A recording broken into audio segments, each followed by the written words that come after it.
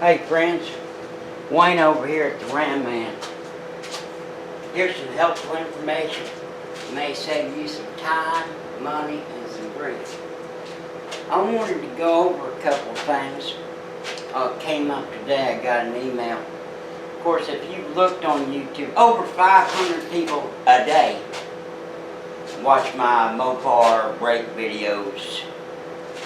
Best thing my ex-wife ever told me, long about 2008 or 10 or 9 or something, told me, man, you need to make YouTube videos of all that shit that you do.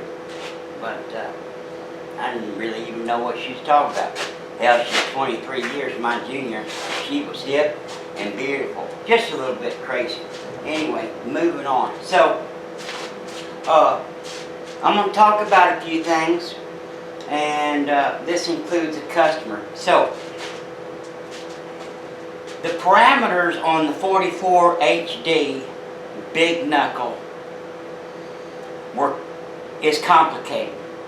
You have such a big knuckle,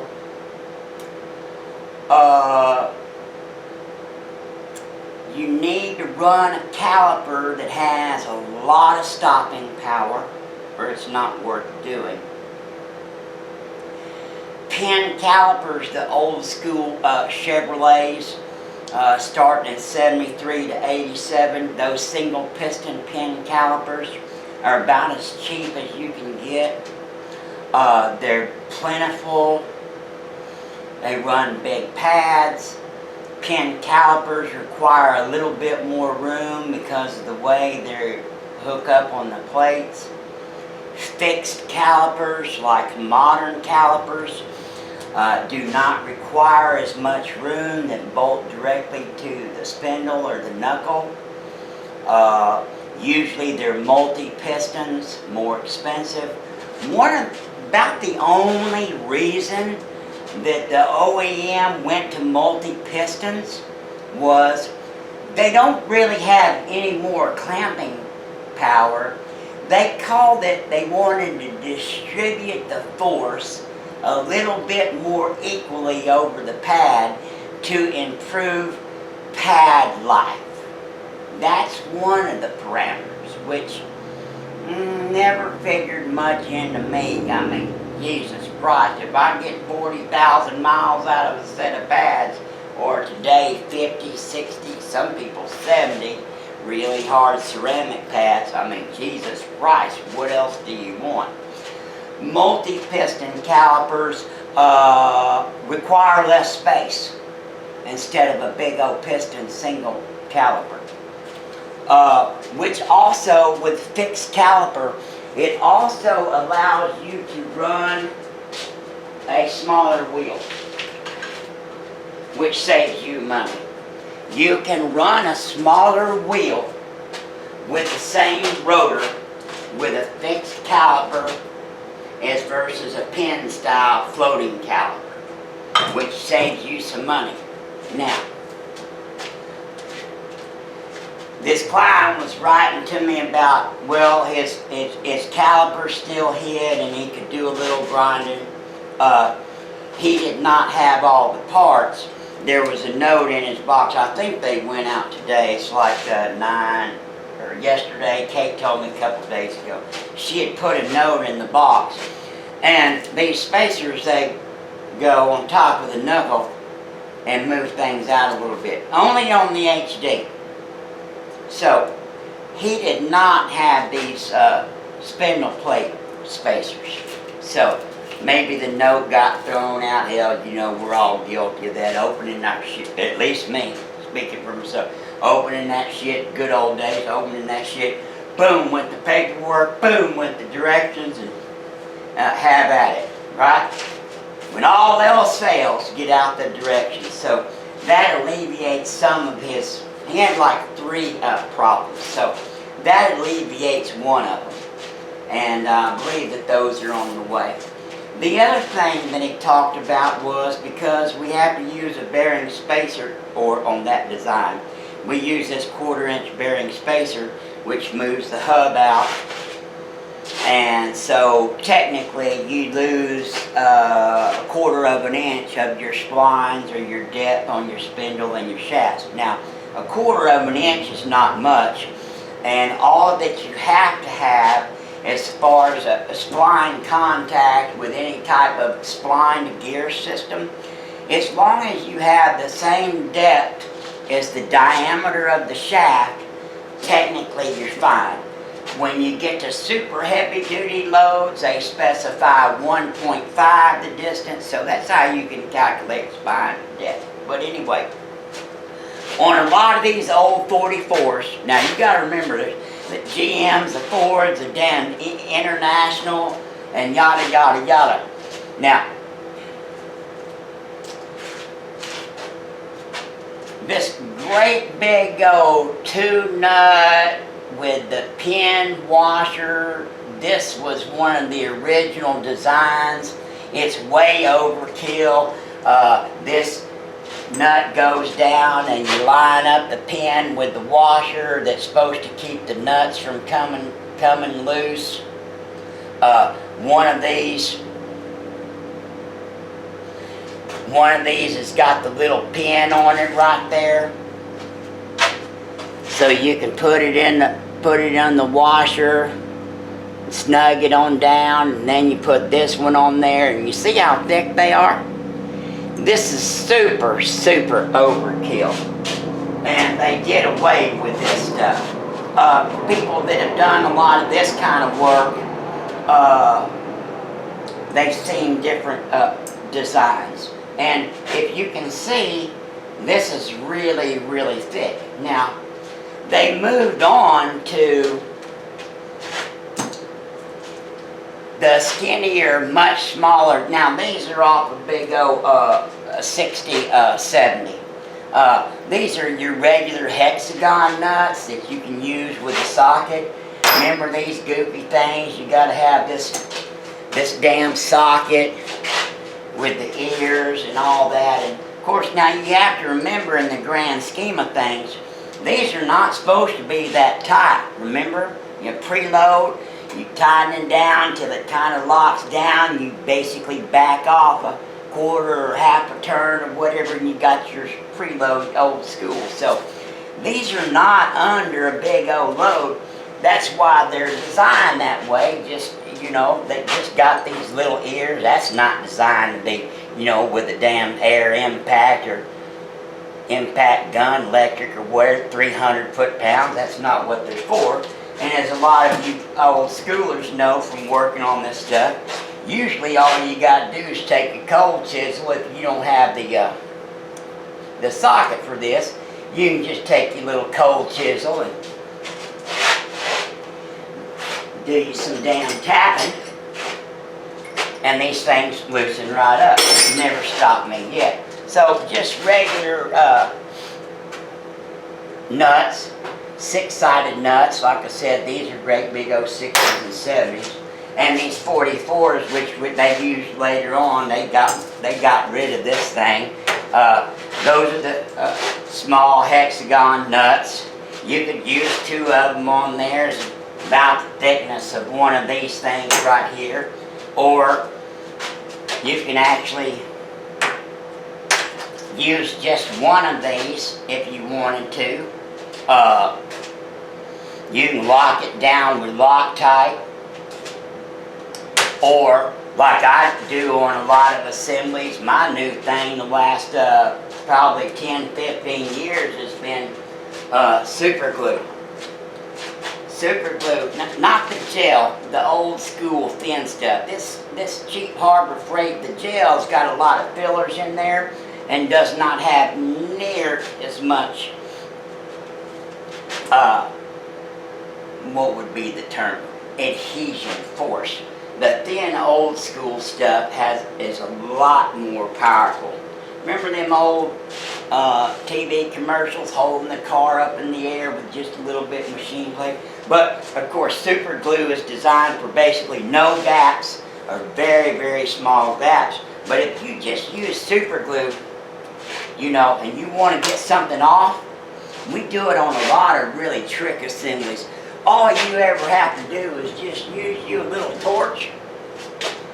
You just get that thing to over 270 degrees, and as soon as it starts getting a little bit of smoke, it's released. And you can do that time and time again. One of the trickiest things, you know, you get these things, about 10 of them for $4.99 at Harbor Freight, instead of buying some real expensive bearing retainers. There's some green and red like this or whatever, and I guarantee you that it'll stay on. So, you know, the modern nuts, they've got that plastic nut that we used to call, you know, old school, we called them aircraft nuts. A lot of the rear axles are retained that way. I wonder if I got one around here. Yeah, I should. Yeah, when I want to find one, can't find one. There's only about 6 down there. So, anyway, you can go with the thin hexagon nuts. You can use these if you want to. If you're worried about threads and can't get both of them on all the way.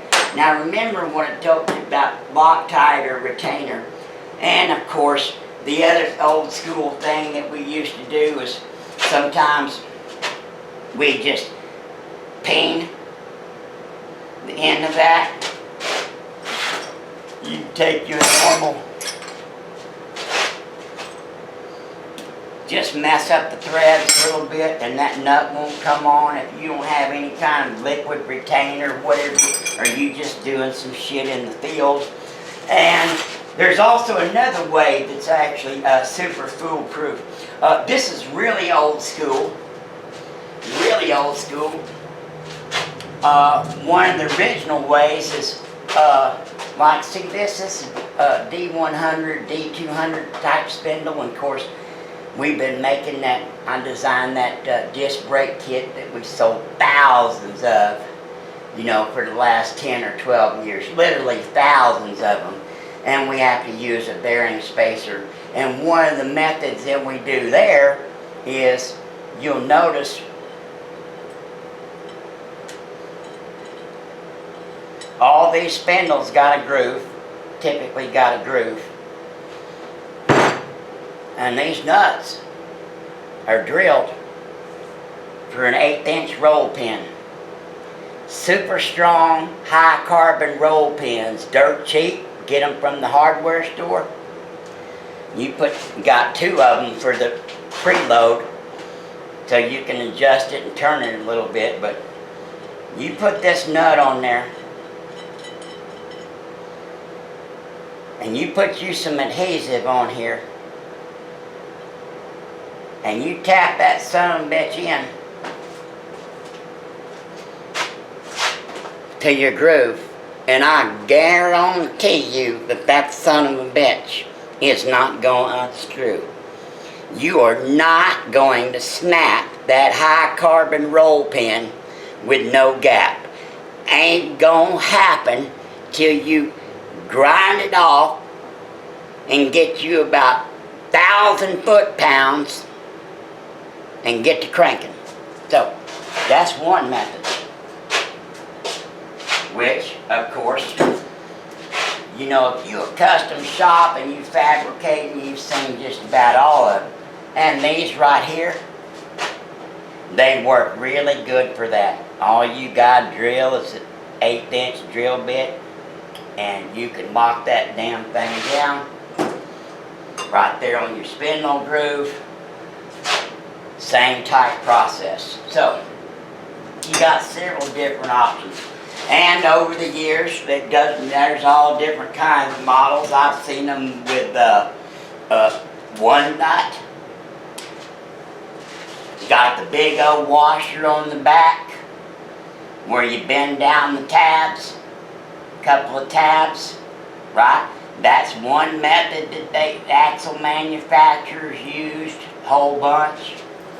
Sometimes they use a hexagon nut. Use this 8-sided spider washer, like that.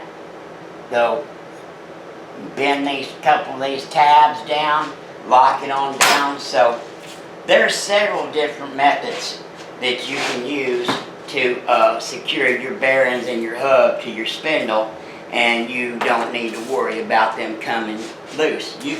I've gone over a few things. You can just run with your imagination. But in general, I really like the super glue because it's cheap and it's fast and it works really well. And like I said, if you ever do want to get it off, you don't have to fight with it. You get that damn thing, that little nut to 270 degrees. As soon as it starts smoking, there'll be a light little smoke coming off. She's ready to come off. You can probably take them off with your fingers that way if you don't have them jammed up too tight. Now, one of the last things. A lot of people are unclear about this. These solid front shafts, these 44s and 60s, well, we'll talk about this specifically. Having a clip on the end of them shafts, that's old school. There is no reason to have that whatsoever. Matter of fact, I don't know of any designs since the late 80s or 90s that have used any of that period. Ford doesn't use it. Basically, nobody uses it. You look at your Super Duty or whatever, of course, if you guys know me, I'm all about the hubs, design the hubs for the Dodge. I know all about, you can't tell me nothing about locker assemblies. So, that little groove, they stuck that shit on there, engineer, young one, years ago, and it carried over for a little while. But there is no reason to have that clip on the end. It doesn't do anything. It helps. As a matter of fact, it kind of interferes with that, because that, see, what most people don't understand is that locking type setup, or that's a free floating axle in the front. That thing's supposed to be able to move just a little bit back and forth. You know, that's what, you know, they call rear axles full floaters and floaters, because the bearing load is on the spindle, and all the weight's carried by the spindle and the bearings instead of the shaft. You know, the bearings don't actually touch the shaft.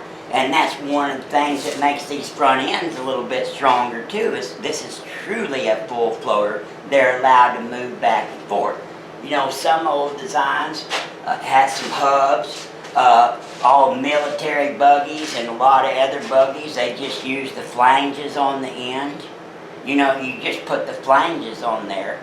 You can't have any clip on the end. And lockers like these, you can't have anything in the way, or Ford Super Duties, no such thing. So if you're worried about putting that little clip on the end, not necessary whatsoever. Matter of fact, it damages the locker unit, because when you turn, it actually pulls on it. When you turn, it actually pulls on it. Just like here in these mile markers. Now you can install the optional factory snap ring. Optional factory snap ring. So, there you go. You don't need to worry about that. What a lot of people don't understand is, well, I won't go into that. Anyway, another thing that he was bringing up was he was talking about because the caliper doesn't sit down all the way, you lose about a quarter of the pads on this pin caliper. And that's true, but when you're talking about this system and this caliper, no big deal. We got to remember something, that this A single piston caliper like this has a whole lot more clamping force typically than a multi-piston caliper. Yes, it does. It sure does, because I'll give you an example. These old school Chevrolet calipers, they got huge 3-inch pistons in them. 3-inch piston. Of course, you know, the area of a circle in hydraulics, you got your pi times radius squared. So, you know, you take 1.5 inches squared times pi, 3.14, and you come up with just over 7. Just over 7 for this caliper. That means whatever the input is, it's going to multiply that force by 7 times. So you put 100 psi in it, you're going to get 700 out against that damn pad. Then I'll give you an example. These big old Dodges and these Fords, they run that great big old caliper and it looks all cool, and they got 2 pistons in there that are 2 inches like this or whatever. But I tell you what, you do the math.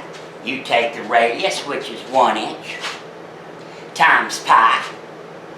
1 squared is 1 times pi. You come up with 3.14. So you take 3.14 on one piston and 3.4 on the other, and you only come up with 628. So this caliper applies more force than a great big old caliper on a Dodge or a Ford or a Chevrolet modern one running 13, 14, 15-inch rotors. My 3500, 5500's a little bit bigger. This caliper applies a huge amount of force. It's regenerating.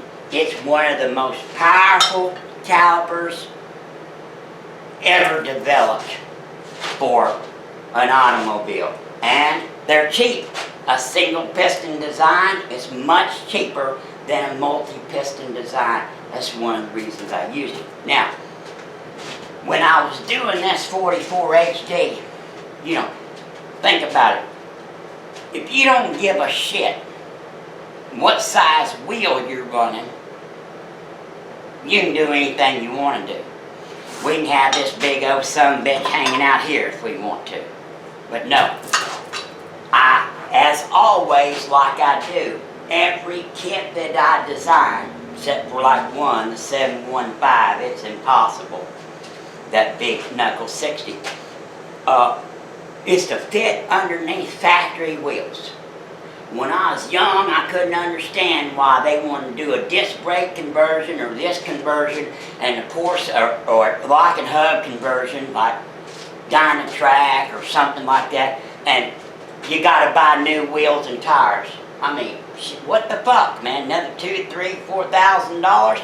No. So, see, this was designed to fit under them typically 16.5-inch wheels, old schools and stuff, on them Fords and them 3/4 tons. That's what it was designed to do, with a little bit of grinding and depending on your wheel design. These calipers are pretty thick. You can do a whole lot to them, and you can do a whole lot to this knuckle if you need to. So, but anyway, so, you know, if you running 17 or 18-inch wheels, hell, you know, we can use a different plate and move the caliper out and use a bigger rotor. But we were using, I was doing design parameters, I was using one of the smallest 8-bolt rotors ever designed, because that's what we needed to try to get it underneath that factory stuff. That's why everything fits so tight. And, of course, being honest, it was one of the most difficult designs that I've ever done, because you're dealing with the wheels, size of the caliper, the rotor, and this giant-ass knuckle. So you factor in about 4 things. You're trying to get everything in just as tight as you can, and yada, yada, yada. And I was successful. I don't know. You know, for years we told people the same old thing. Swap axles.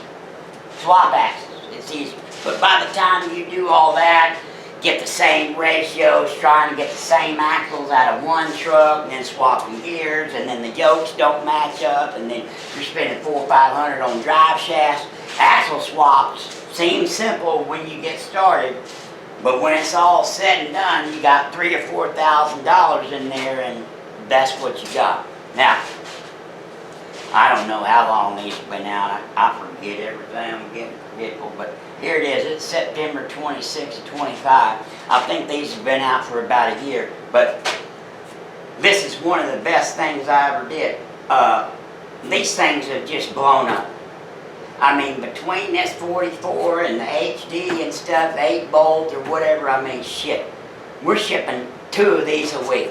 If you'd told me 4 or 5 years ago if I'd ship two of these a week, I'd have told you you smoking crack and drunk. That's what I told you, but it's become really popular and it's exploded. So, anyway, that's an overview. And back to this thing where he's talking about the paths, see?